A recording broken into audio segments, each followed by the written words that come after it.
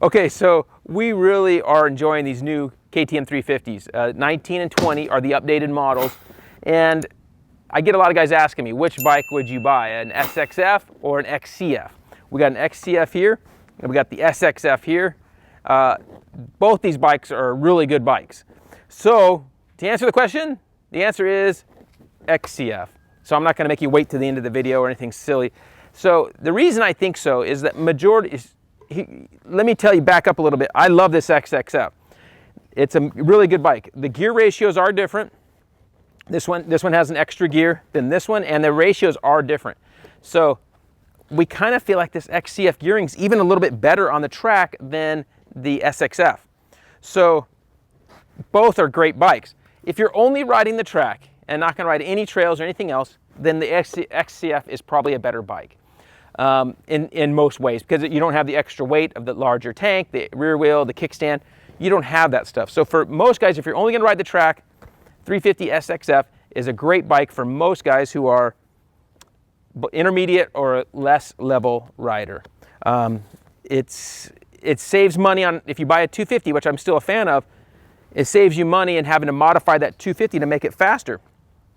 So with the 350, you can ride it stock. This one just has the twisted development, has their Vortex ECU mapped, and that's all the mods this thing has with the FMF pipe. No internal engine mods, and this thing is incredible the way it is. Now we go over to the XC-F. Same thing, I have the twisted Vortex on here with the FMF muffler, and this thing's incredible. I do think the gearing, spacing and everything, I like it a little bit better on this bike. The advantage of this bike is it comes stock with a kickstand mount with a larger tank, which we still then switched to an IMS tank. It's a lighter and even a little bit larger. And like I said, so those ratios and the stock suspension comes a little bit softer settings. And so with the softer settings, the thing's a little more plusher, maybe not as good for the big jumps at the track. We got suspension done on both bikes anyway. So they run the same AER 48 forks on both bikes. So with the suspension, you can't go wrong. They're the same on either bike. Totally the same suspension setup. Okay, so again, if you're straight moto guy, the SXF's just fine. The other advantage of the XC-F is the resale value is going to be higher.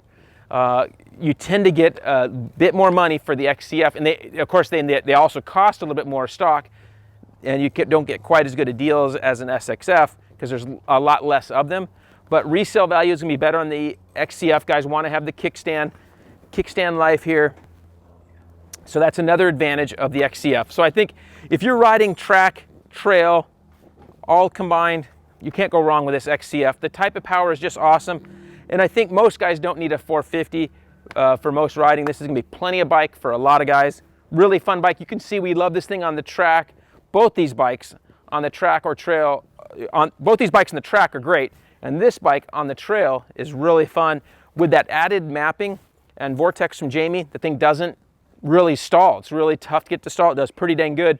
Not as good as our 300, but this is a really good bike. So really fun. That answers your question. If you're thinking about a 350, which one to get, hopefully that helps you out some.